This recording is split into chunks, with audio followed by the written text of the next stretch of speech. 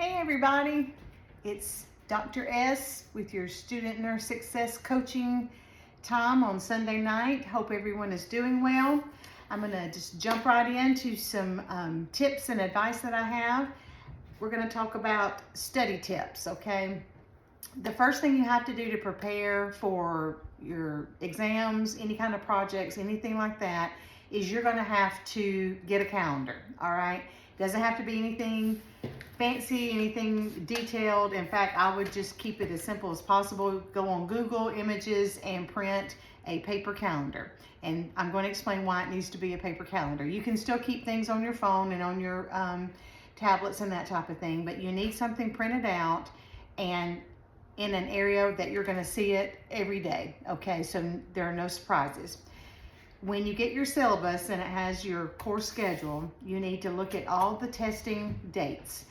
Go to that calendar and in red, you write down exam number 1, exam number 2, and then put exactly what chapters that the test is going to be on. Chapters 10 through 20 on this date.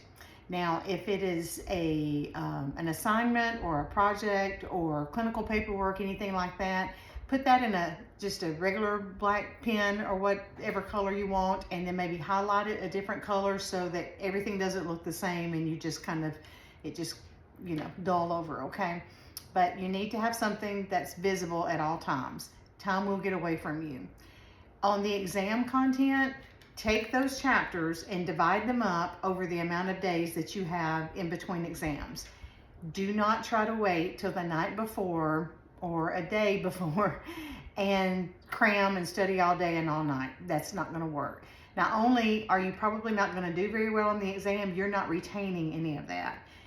And this is the big point I always try to get across to students. You're not studying just to pass the exam. You're studying like someone's life depends on it, because it does. You do want to be successful in your courses. You do want to pass nursing school. You do want to pass NCLEX. But bottom line is you can still manage to squeak through and do well on all those things and not really retain what you need when it comes to critical thinking, your nursing judgment, your understanding of the disease processes and that type of thing. So kind of block out of your old way of studying when you were in high school or taking your prereqs. This is real life here. This is very important, and there's a reason why nursing school is so hard, because we've got to make sure that you're a safe healthcare provider, okay? So make a date with yourself every day of the week in between exam 1 and exam 2. Divide it up evenly and schedule a time during that day that you're going to study. If there's a certain time of the day that you study better, like some people, their brains are more active, you're able to retain more in the evening before bedtime, that's fine. It's whatever works better for you, and you probably know when you think you feel at your best. You also need to put in there, if you have a work schedule, if you have, church commitments, college commitments, clinicals, all the other things that you have, put those on the calendar too, so you can plan when you're going to study. And you're going to study every day, which I know sounds horrible, but you're going to study every day as if the exam were the next day. Really get in there and make it make sense to you. I had a nursing student one time, and she said, once I know it, then I know it. And it's not just memorizing facts, it's not just memorizing numbers. She had to understand the whole process of it, and then it made sense. It was like learning someone's life story. Then you could turn around and tell it back to them. And that's because she took time every day to go back over her notes, go back over listening to the lectures, and she did several things to the point where it just became like part of her. Like she understood it just as well as she understood the directions to her house. And that's how you can answer application questions on exams. So once you have taken your calendar and you have filled in everything that you have going on, then you're going to organize your study time. Now, the next thing you need to do is, for that study time, you need to have a designated place. You need to have, if it's a kitchen table, if it's a brown, I say brown because we had a brown wooden bed table thing that you could eat on and put your computer on. if that's all that you have, it doesn't matter, as long as you have a designated spot and you have everything you need in that spot, so you're not wasting time looking for that book, looking for that notebook, looking for your index cards, all the things that you enjoy using to try to get your notes in some kind of order that makes sense to you. Make sure you already have all those things together. Now, the next thing is also include on your calendar any kind of appointments, your workout schedules, family time. All those things are busy. All those things are part of your busy life, and you want to make sure and keep your emotional and mental health well so that you can continue to stay afloat, okay? All right, you've got to be disciplined also to say no when you need to say no. Nursing school has to take priority over a lot of things that you normally didn't have to say no to, and that's going to be hard. But unless someone's in nursing school or they have been through it, they really don't understand the amount of work that it takes, the amount of time that it takes.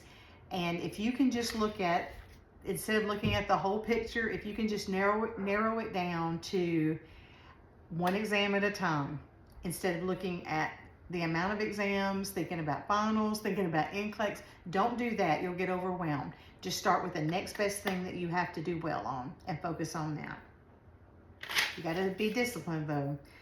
Don't make studying the last thing that you do at night, unless that's the best time that you study.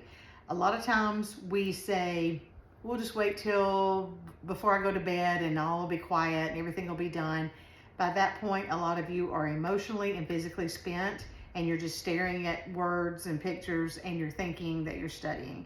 Be real with yourself, all right? You know when you're at your best and when you have the energy that you need to put into really making the content come alive to you. All right, so one big component of being a disciplined studier is send a text to your parents, send a text to your family and friends that you are in contact with all day long and say, about to be studying, phone's going to be put on silent. Put it on silent, put it out of sight, out of earshot, where you can't see it, you can't hear it hum. That's a huge distraction, and you may be thinking, oh no, I can study with my phone, but I promise you it's a distraction. So use the little bit of time that you probably have and commit it to just you and that study material. You'll be glad that you did that. All right. So also when you're thinking of preparing for an exam, make sure that you haven't waited to the last minute and now you're doing it under a large amount of stress and you think you're going to stay up all night and be able to do well the next day. Some people pull that off. I would not recommend it. Did I do it in nursing school? Yes, because I didn't know any better. I thought that was the only way that I could do it. If you will give it a shot, just try dividing up the material over the amount of days that you have in between exams, and every day take a section at a time and just focus on that. Now, I created like a template of the best way to study because most students say, there's just so much content, there's so many chapters, there's no way I can read all that and retain it. And you're exactly right. When you get your syllabus or your course guide that says on exam 2, it's going to be chapters 10 through 15, and it's going to be on these disease processes. Any way that they break it down for you. Take one of those, the very first one, and let's say it's respiratory. Then you're going to go to your text and your PowerPoint, and you're going to look at what disease processes did they go over. Did they start with asthma? Then you're going to take asthma and you're going to take a pen and paper and you're going to draw it either in big boxes or small boxes or like a concept map where you make a circle and the lines going around it. And you're going to start with what actually happens in the body with that disease process. What is physiologically happening that causes the symptoms? And don't write a big long paragraph. You're not going to remember all that. It's just going to turn into words. Do bullet points, okay, as if you were going to have to turn around and give a speech to someone, explain it to someone else. Make sure you know the sequence of events, what comes first. If you run across a word that you're like, I've heard that before, but I'm really not even sure what that means, go and look it up. Don't look at words and memorize them just to be words. That definition may be the light switch for it all to make sense and all to connect. So look those words up, make sure that you know them. Then after you've learned what's going on in the body that causes these symptoms, then go to the next category. Let's say diagnostic test, okay? So if there's a paragraph on VQ lung scans, let's just, something off the top of my head, or pulmonary function test, that's a good one. Then make sure you know what a pulmonary function test is and anything that the nurse would be responsible for knowing or doing before a patient went down for that. Again, just bite-sized pieces of it. Let's go to assessment. When a nurse assesses a patient who has asthma, what are they going to hear? What are they going to see? What is this patient going to look like? And put it in your little bullet point list. And then treatments. What are the treatments for it? What in those particular treatments is a nurse going to need to know about? That's what your questions are going to be directed toward. Not to give the 10 causes of asthma, you're not going to have to list those. You're going to have to answer questions as to what you as the nurse are going to have to do for this patient. Medications is the big one. They're going to be different categories of meds, different names of meds. Don't try to memorize all of them. Put them into categories like bronchodilators. All right, you have a template, you have bronchodilators, and then you're going to look up what does a bronchodilator do in the body. Okay, obviously it dilates the bronchioles, right? So we're having to dilate them because in asthma we're constricting. Okay, so that makes sense, the physiological response. Now let's go to side effects. What are the most common side effects? Now, almost all medications are going to list the similar things: nausea, vomiting, diarrhea, headache, something like that. If it's one of the top things that it really will cause tachycardia, then okay, list that. But what you're looking for is something that is specific to that medication, because they're all going to sound the same. You need to know something that you're going to recognize and you're going to pick out as, oh yeah, I remember that was something specific that medication caused as a side effect.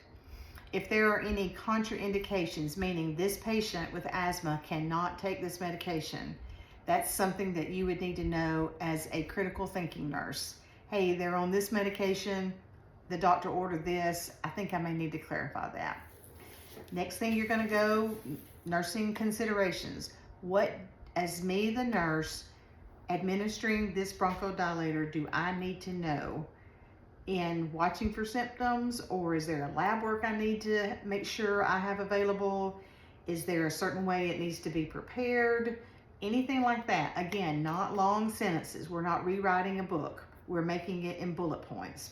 Now, once you've created your template, you've gone over every paragraph in that section just on asthma. You've had your PowerPoints there. What they mention in a PowerPoint, you can probably count that as being important. So look at those slides, pick out anything that's on there that you didn't run across in your text, and you're just grazing over it. You're just reading over it. You're finding the content you need to put in your box or your table or your concept map, any way that flows well and makes sense to you.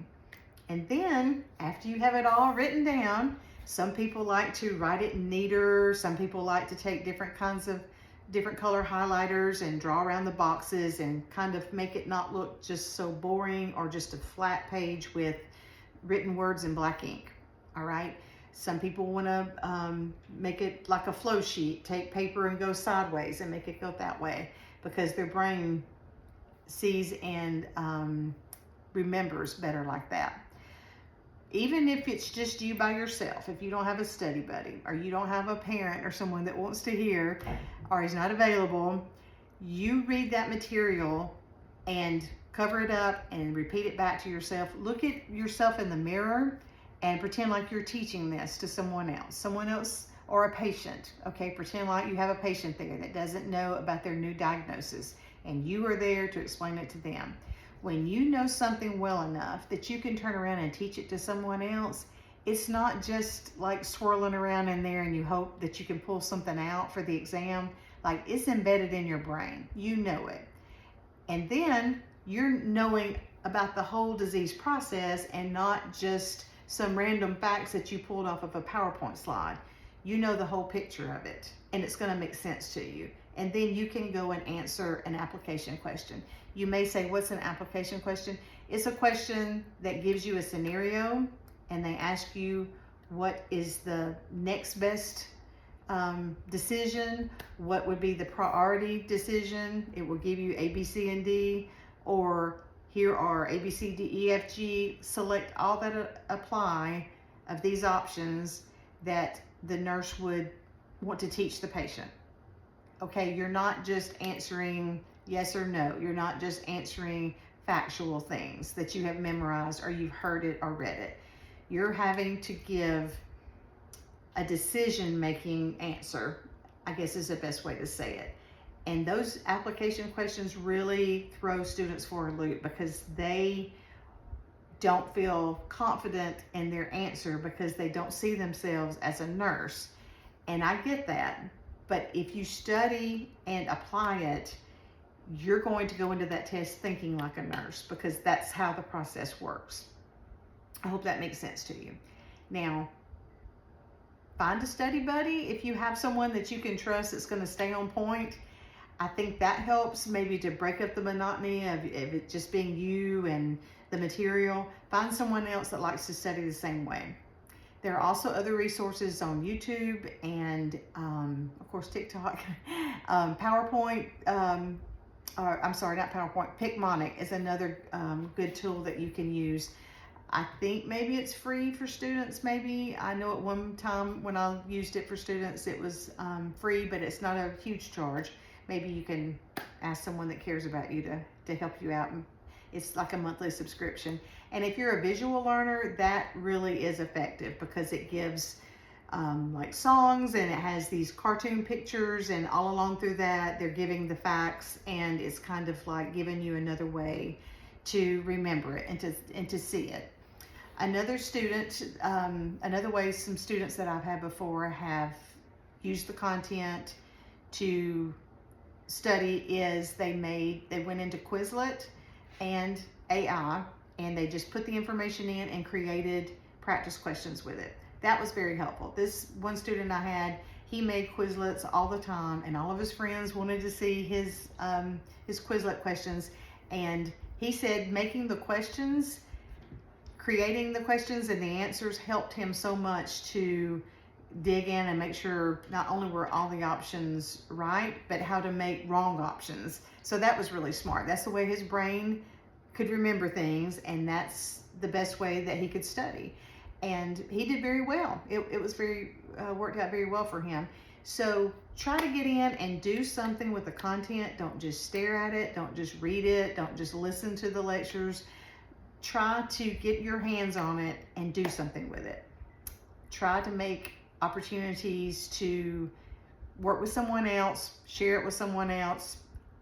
You'll never know until you try. Some people say, oh, I can't study with anyone. Just give it a try. Not the very first night. You need to maybe try that after you've applied different ways, at least a week, okay? Because you're going to go in not really knowing anything, and you're not going to have anything to contribute. Keep a positive mental attitude, okay? And this is very important. You're going to hear everyone around you complaining, that instructor, she didn't give us enough details, or they had 100 slides. Can you believe that? How are we supposed to remember all that? And you just get burdened, okay? And you start feeling negative, and you start feeling defeated before you've even tried. Just because there's 100 slides doesn't mean you have to sit down with 100 slides and memorize them. It means you're going to use them as a guide, okay? And you're going to break it down into bite-sized pieces, one disease process at a time. But you're going to have to plan. You're going to have to spread it out and be your own best friend. Be mindful of what is going to work best for you.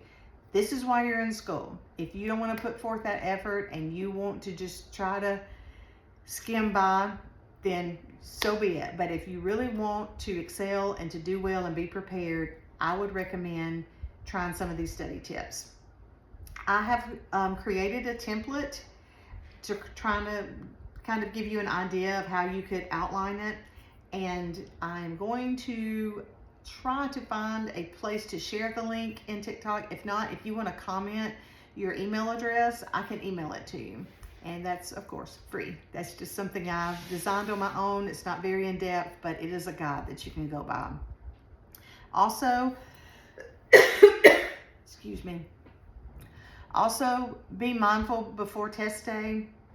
There are certain things that you have to take with you to the exam. Have those available the night before, your ID, a charged computer, paper, pencils, calculator, whatever you're allowed to have in there, earplugs. Have that stacked up and ready. So the morning of, you're not running around scattered and you have forgotten something, then you're going to be late. Prepare ahead of time as if this test determined your future, okay? Because it very well may, as far as being a nurse is concerned. So these are things I think might be helpful. Again, if you would like to have a copy of my template and my study tips, drop your email in the comments and I'll be glad to send it to you. On my YouTube channel, I'm going to have the link for you. Okay, so have an incredible week and let me know how you're doing.